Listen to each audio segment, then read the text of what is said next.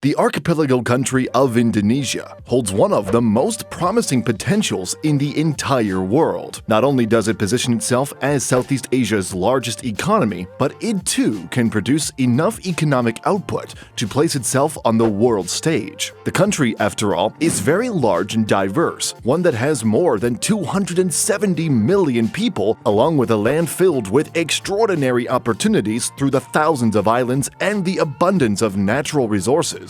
The context of being very large, however, is often used as the reason for the future potential of Indonesia. Its economics of land and labor is indeed a key to its economic breakthrough in the coming decades. It is often projected by many analysts and even lawmakers that the gross domestic product of Indonesia, which is a concept to understand how big the economy is expected to be at least $7.3 trillion by 2045. The main drivers to make this a reality are then directed toward the role of human capital in the economy, one that is both huge and invested in by the country's national budget through educational means. It is also understood that Indonesia's economy will at least be ranked the 4th or 5th largest in the entire world by that time. These notions of population and land size, however, are not entirely new. It is understood by policymakers and economists that often enough, the larger a country is, the more economic potential it can produce.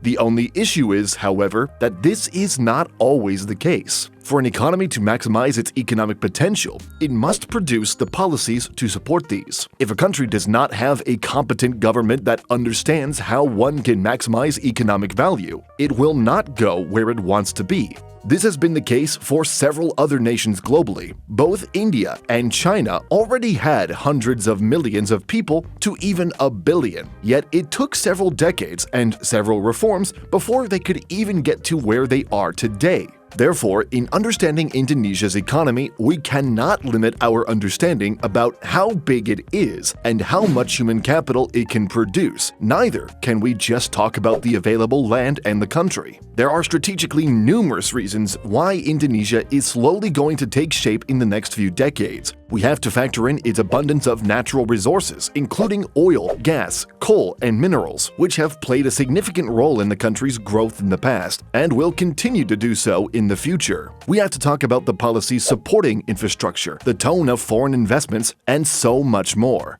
So, let us discuss all of these in more detail.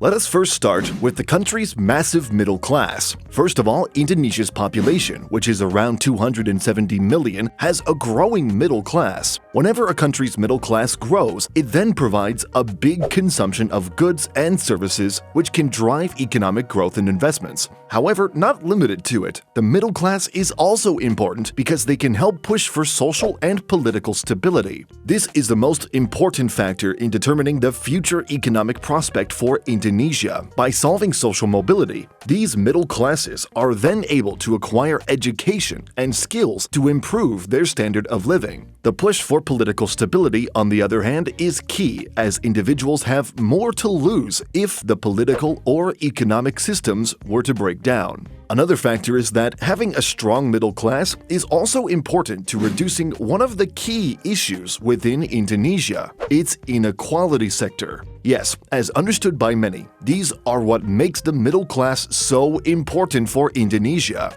For context, Indonesia's middle class is estimated to be around 140 million people and has already been a key part of the entire domestic economy. And as a quick reference, even the World Bank themselves have published an article regarding the importance of Indonesia's middle class, which is key to the country's future. The middle class has arguably played a role in pushing the Indonesian government to pursue an infrastructure strategy. The middle class will need important infrastructures in metro areas to enable human capital to maximize value. Railways, seaports, airports, to even healthcare are all possible to maximize value.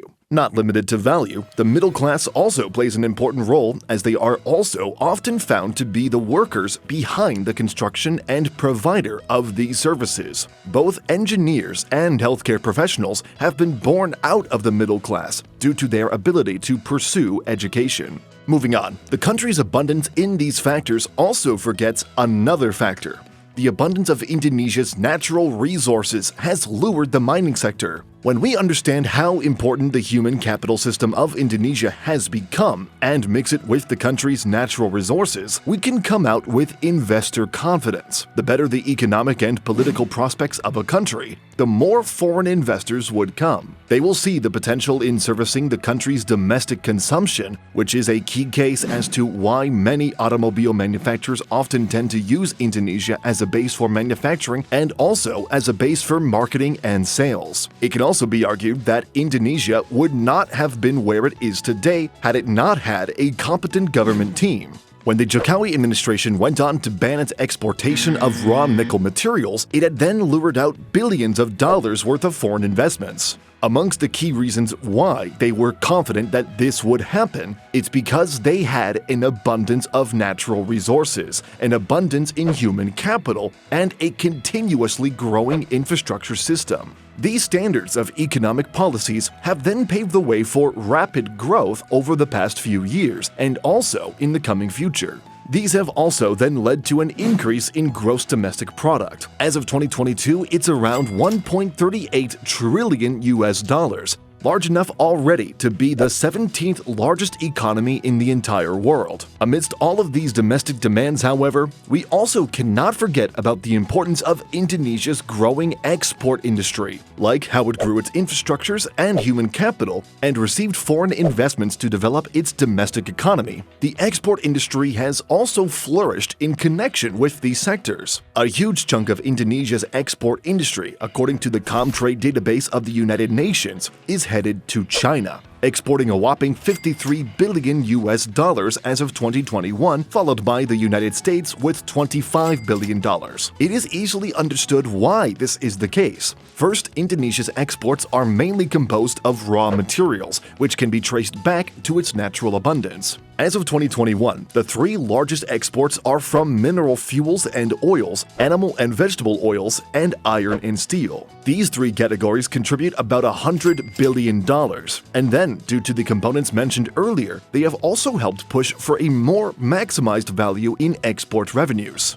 Now, as we address all of these important indicators that drove Indonesia's economic growth to where it is today and where it may be headed in the future, we cannot, on the other hand, forget about the country's challenges. The country still has issues such as high levels of income inequality, which, despite the growing middle class demanding more policies to support wealth inequality, are still lagging behind the country's richest people. There is also a large informal economy, which is defined as the economic activities that are not regulated or protected by the government and take place outside of formal places. The issue of having a very big informal economy is that it is often characterized by low wages, oftentimes lower than the minimum salary. It is also poised with limited job security and a lack of legal protection for workers. Finally, the persistent poverty issues within Indonesia is still a very big problem. Malnourished children who will grow up with a lack of proper nutrition, care, and stimulation will weigh in on the country's economic future. Some data suggest that about 37% of children under the age of 5 in Indonesia are stunted, which makes it one of the highest in the entire world. This can have a long-lasting effect on the country, especially when it comes to education,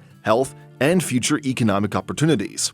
If Indonesia plans to become an advanced manufacturing powerhouse in the decades ahead, it must first address the issues of its children today, since they are going to be the ones who will stand for the country's human capital opportunities. What we have mentioned so far, however, is a challenge, but does not mean that the government is not doing anything. They are indeed implementing various reforms and policies, but getting to where the country wants to be in 2045, as the fourth or even fifth largest economy in the entire world, will still be a very big dream. Do let us know what you think. Do you think that Indonesia will be able to become a $7 trillion economy by 2045? Thanks for watching.